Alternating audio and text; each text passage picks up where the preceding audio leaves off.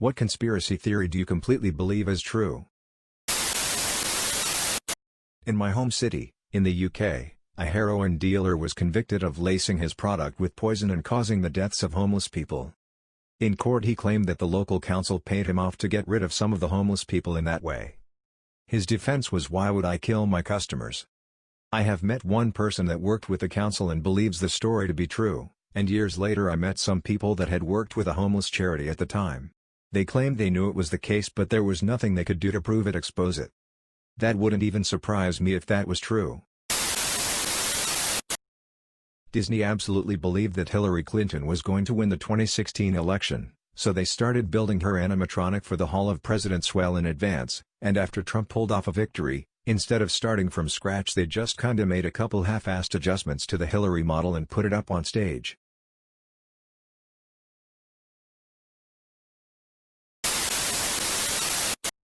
That Britney Spears is either being held hostage or otherwise in a very compromised situation.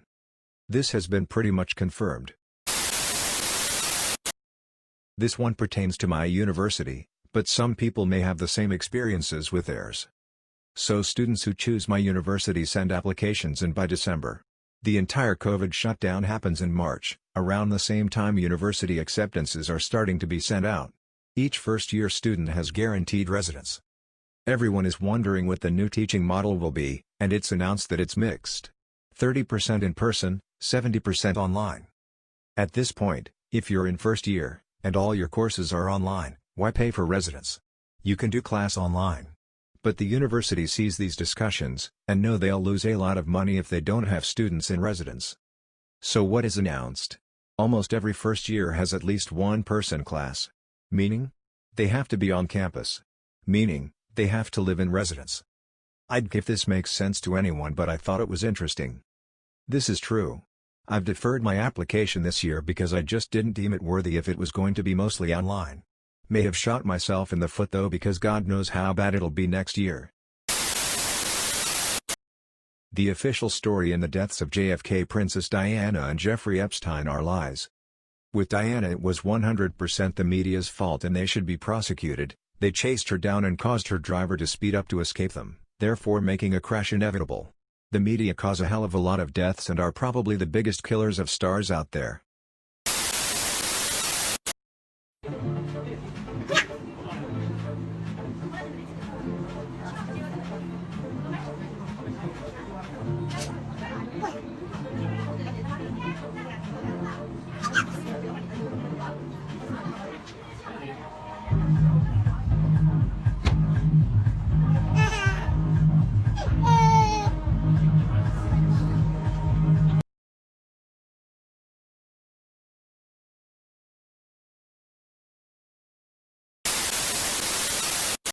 We're all puppets and social media and news corporations are the puppet masters. Watch The Social Dilemma on Netflix if you're curious. I'm seriously frustrated at the lack of control that we have and that I have when it comes to social media. However bad you think it is, it's probably worse. Yep, good film. Yet, here we both are, commenting on Reddit. They are right, it's an addiction and it has a huge percentage of the world hooked. My question is still, what do we do about it?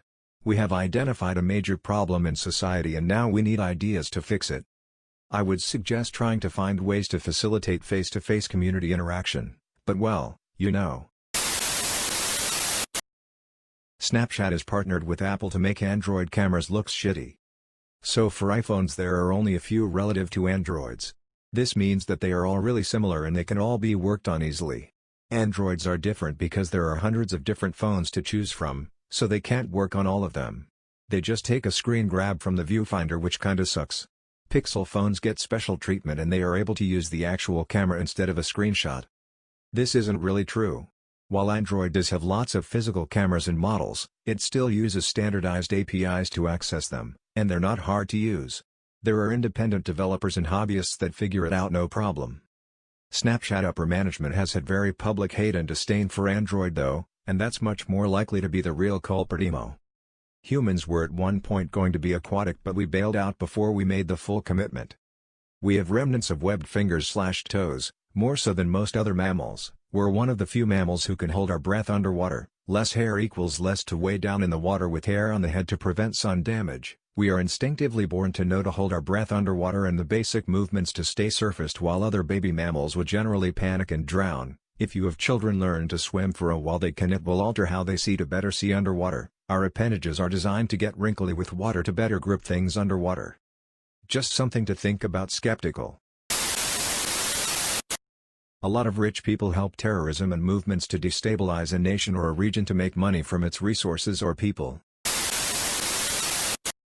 I'm in the Navy and we change uniforms a lot compared to other branches.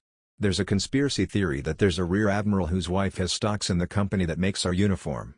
I just randomly heard someone talking about it.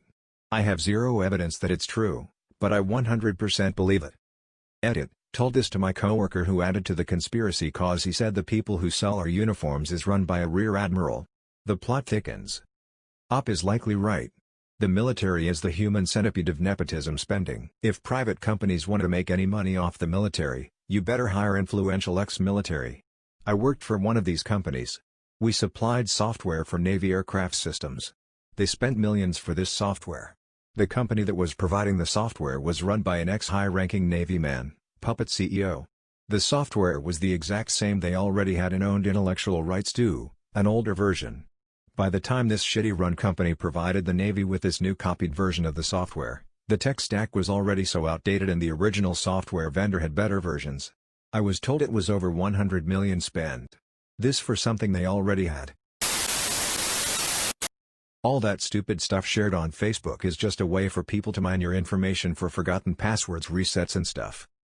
Things like bet no one remembers the street they grew up on. I'll wait. Or what would your name be if you took your mom's name instead of your dad's? Thoughtful face. Thank you guys for making me feel so much less paranoid. None of my friends agreed with me that that's what those posts were for and made me feel like a paranoid nutcase for even suggesting it. I'm glad to know me being overly cautious and ignoring them makes sense to others. Actually how hacking is mainly done lol. Not much hacking into the mainframe, mostly just social engineering. Phishing is a lot easier than any other hack. Not a specific theory, but I have no doubt that the majority of leaks for the entertainment industry, video games, movies, TV, etc., are completely purposeful and meant to gauge general opinions before official announcements.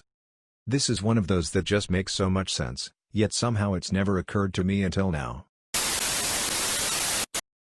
Britney is the highest profile Disney rape victim we might probably ever know about.